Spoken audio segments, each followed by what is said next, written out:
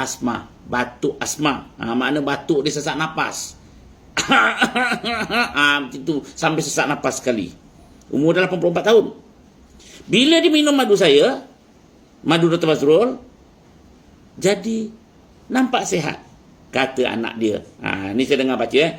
Saya nampak kesan cepat pada ayah saya. Dia batuk asma.